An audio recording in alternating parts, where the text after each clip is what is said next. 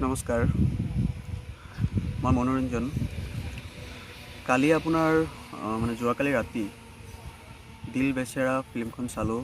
সুশান্ত সিং ৰাজপুতৰ যিটো মানে আপোনাৰ তেখেতৰ জীৱনৰ অন্তিমখন ফিল্ম আছিলে, সেইখন চালোঁ। আৰু চোৱাৰ পিছত কিছুমান প্ৰশ্নই মানে মূৰত আপোনাৰ মানে সেই প্ৰশ্নবোৰ বাৰে বাৰে মূৰত খুন্দিয়াই আছে মানে। চ' ফিল্মখন চাই এনেকুৱা লাগিছে যে তেখেতৰ জীৱনকালত যিবোৰ সমস্যা মানে ফেচ কৰি আছিলে বা তেখেতে যিবোৰ সমস্যালৈ যুঁজি আছিলে, সেই সমস্যাবোৰক মানে উপস্থাপন কৰিবলৈ চেষ্টা কৰিছিলে। আৰু তেখেতে মানে তেখেতৰ মৃত্যুৰ আগত এনেকুৱা এটা ফিল্ম মানে বনাই গৈছে, মানে যিখন ফিল্ম চোৱাৰ পিছত আপোনাৰ মানে গাৰ নোম মানে শিয়ৰি উঠিছিলে, মানে শিয়ৰি উঠিছে। চ' কথাটো হ'ল আমিবোৰেই মানুহক বা যিবোৰ ষ্টাৰ আছে, কিছুমান আউটচাইডাৰ ষ্টাৰ, চ' আমি ইমান গুৰুত্ব নিদিওঁ। মানে আমাৰ সাধাৰণ মানুহৰ মানে মানসিকতাবোৰ এনেকুৱা হৈ গৈছে যে অকল যদি মানে ইনচাইডাৰ হয় বা কোনোবা ডাঙৰ এক্টৰ বা এক্ট্ৰেছৰ আপোনাৰ ল'ৰা ছোৱালী হয়, চ' তেতিয়াহ'লেহে মানে আমি গুৰুত্ব সহকাৰে চাওঁ। So' I don't want to mention anybody's name here. আমি আমাৰ সকলোৰে মানসিকতাবোৰ চেঞ্জ কৰিব লাগিব। যিবোৰ আউটচাইডাৰ হয় মানে সেই আউটচাইডাৰবোৰক আমি ষ্টাৰ বনাব লাগিব। আমি সকলোৱেই তেখেতসকলক উৎসাহ দিব লাগিব।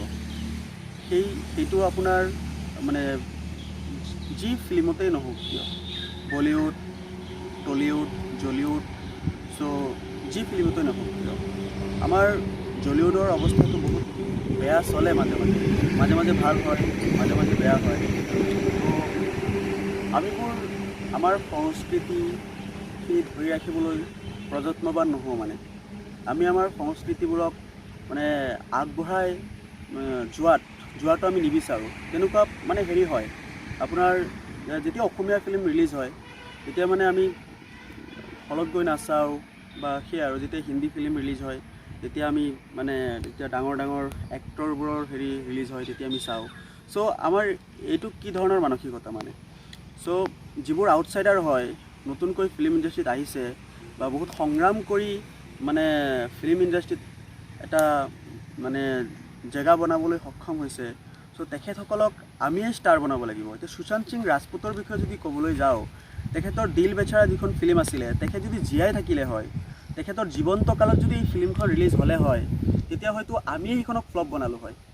আমি সকলোবোৰে মিলি হয়তো এতিয়া যিমান উৎসাহ সহকাৰে আমি চাইছোঁ বা আমি ফিল্মখনক আদৰি লৈছোঁ, আঁকোৱালি লৈছোঁ, চ' আমি হয়তো তেখেত যদি মানে জীয়াই থাকিলে হয় বা জীৱন্ত কালত এই ছেইম ফিল্ম দিল বেচেৰা যদি ৰিলিজ হ'লে হয়, তেতিয়া হয়তো আমি ইমান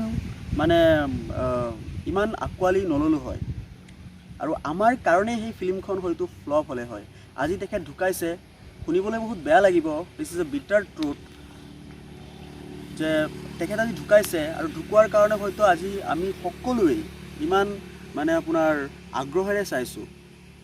গতিকে কথা হ'ল সেনেকুৱা হ'ব নালাগে। আমাৰ এই ধৰণৰ মানসিকতাৰ পৰিৱৰ্তন কৰা খুবেই জৰুৰী, খুবেই প্ৰয়োজন। আমি যিবোৰ আউটচাইডাৰ আছে, তেনেকুৱা আৰু বহুত আছে, বৰ্তমানো সংগ্ৰাম কৰি আছে। হিন্দী ফিল্ম ইণ্ডাষ্ট্ৰীত কওক বা আছামিজ ফিল্ম ইণ্ডাষ্ট্ৰীতেই কওক, বহুতো এনেকুৱা এক্টৰ এক্ট্ৰেছ আছে যে আজিৰ দিনতো সংগ্ৰাম কৰি আছে। মানে তেখেতসকলে মানে ভাল স্ক'প পোৱা নাই, বা আমি সিহঁত ডাঙৰ এক্টৰৰ খ্যাতি পোৱা নাই বা এক্ট্ৰেছৰ খ্যাতি পোৱা নাই বাবে হয়তো আমি ইমান গুৰুত্ব নিদিওঁ। কিন্তু আপোনাৰ তেখেতসকলো সুশান্ত সিং ৰাজপুতে আপোনাৰ যেনেকৈ এক মানসিক অশান্তিত ভুগি বা তেখেতে যি ধৰণৰ পন্থা আঁকোৱালি লৈছে, আই ডোণ্ট ন' হোৱাট এভাৰ, মানে এইটো কি আছিলে আপোনাৰ, এইটো ছুইচাইড আছিলে নে মাৰ্ডাৰ, মই ক'ব নোৱাৰোঁ, বা সেয়া মই স্পষ্টভাৱে ক'ব নোৱাৰোঁ বা ক'ব নাযাওঁ। কিন্তু ধৰক সুশান্ত সিং ৰাজপুতে যদি সঁচাকৈ মানে ছুইচাইড কৰিছে, তেতিয়াহ'লে তেখেতৰ এই পন্থাৰ লগত মই একেবাৰে একমত নহয়।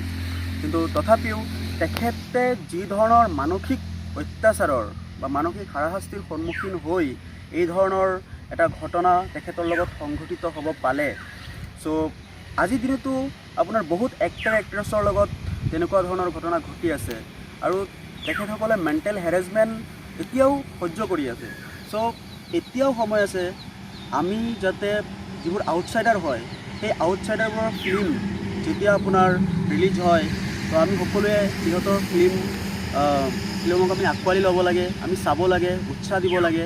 যিবোৰ ইতিমধ্যে ইষ্টাব্লিছ হৈছে, যিবোৰ আপোনাৰ যিসকল এক্টৰ এক্ট্ৰেছে ইতিমধ্যে মানে ডাঙৰ মানে এটা ফিল্ম ইণ্ডাষ্ট্ৰীত জেগা বনাবলৈ সক্ষম হৈছে বা সুখ্যাতি অৰ্জন কৰিবলৈ সক্ষম হৈছে, তেখেতটো নিজৰ কেৰিয়াৰটো বনাই লৈছে। গতিকে যিবোৰ আউটছাইডাৰ বা নিউ কামাৰ্ছ হয়, সেই নিউ কামাৰ্ছবোৰক আমি সকলোৱেই উৎসাহ উদ্দীপনা যোগাই আমি সিহঁতক ইষ্টাব্লিছ কৰিব লাগে। আৰু আমি সকলোৱেই এইটো কথা মনত ৰাখিব লাগিব যে এনেকুৱা ধৰণৰ ঘটনা যাতে আকৌ মানে সংঘটিত হ'ব নোৱাৰে।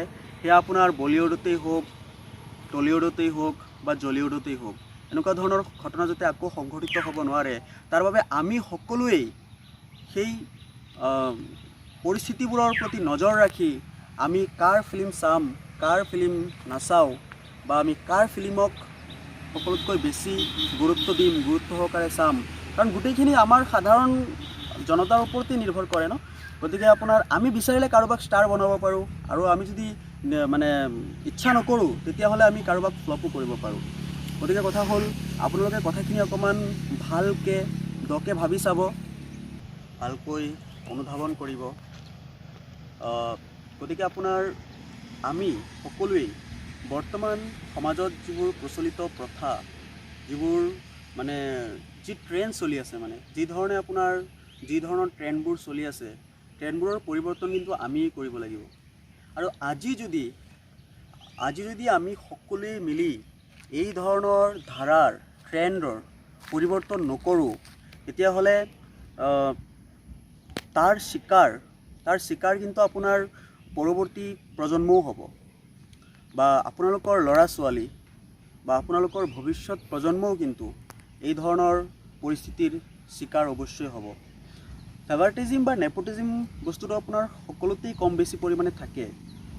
গতিকে আপোনাৰ যেতিয়া মানে আপোনাৰ মানুহবোৰ সজাগ হয় বা সকলোৱে এৱেৰ হ'ব যিকোনো পৰিস্থিতিৰ প্ৰতি, তেতিয়া আপোনাৰ নেপোটিজিম বা ফেভাৰিটিজিমবোৰে ইমান গা কৰি উঠিব নোৱাৰিব। গতিকে আপোনালোক সকলোৰে প্ৰতি মোৰ অনুৰোধ, এতিয়াও আপোনাৰ যিবোৰ ষ্টাৰ এক্টৰ বা এক্ট্ৰেছে তেনেকুৱা ধৰণৰ পৰিস্থিতিৰ সন্মুখীন হৈ আছে, আপোনালোক আজিকালিতো ছ'চিয়েল মিডিয়াৰ যুগ, চ' নিউজবোৰ পায়েই যাব। গতিকে যিবোৰ এক্টৰ এক্ট্ৰেছে এতিয়াও তেনেকুৱা ধৰণৰ সমস্যাৰ সৈতে যুঁজি আছে, গতিকে তেওঁলোকৰ ফিল্মবোৰকো বলক আমি সকলোৱে আঁকোৱালি লওঁ, তেখেতসকলক ইষ্টাব্লিছ কৰাত সহায় কৰোঁ। আৰু এইটো আমাৰ সংস্কৃতিৰ লগতো জড়িত ন। গতিকে আপোনাৰ হিন্দী ফিল্ম হওক বা অসমীয়া ফিল্ম হওক বা আমাৰ যিবোৰ ৰিজনেল লেংগুৱেজৰ ফিল্ম আছে, চ' সকলোবোৰকে আমি আঁকোৱালি লৈ মানে আমাৰ সংস্কৃতি বা আমাৰ দেশৰ যিটো ধাৰা, সেইটোক আগুৱাই যোৱাত আমিয়ে সহায় কৰিব লাগিব। গতিকে আপোনালোক সকলোৱে ভাবি চাব কথাটো। আৰু এতিয়া যদি যিবোৰ এক্টৰ এক্ট্ৰেছে এনেকুৱা ধৰণৰ সমস্যাৰ সৈতে যুঁজি আছে, সেইসকলৰ ফিল্মক যদি আমি আঁকোৱালি নলওঁ, তেতিয়াহ'লে কিন্তু বলিউডত এনেকুৱা ধৰণৰ ঘটনা সংঘটিত হ'বলৈ চাগে বেছি সময় নালাগে বা এনেকুৱা ধৰণৰ ঘটনা সঘনাই সংঘটিত হ'ব। গতিকে এনেকুৱা ধৰণৰ ঘটনা যাতে আকৌ সংঘটিত হ'ব নোৱাৰে, তাৰ বাবে আমি সকলোৱেই সজাগ হ'ব লাগিব। আমি সকলোৱে সজাগ হৈ এই ধৰণৰ ধাৰাৰ পৰিৱৰ্তন কৰিব লাগিব। আৰু আমি সকলোৱে যদি একলগ হওঁ, মোৰ বিশ্বাস আমি এই ধৰণৰ ধাৰাৰ পৰিৱৰ্তন কৰিব অৱশ্যই পাৰিম।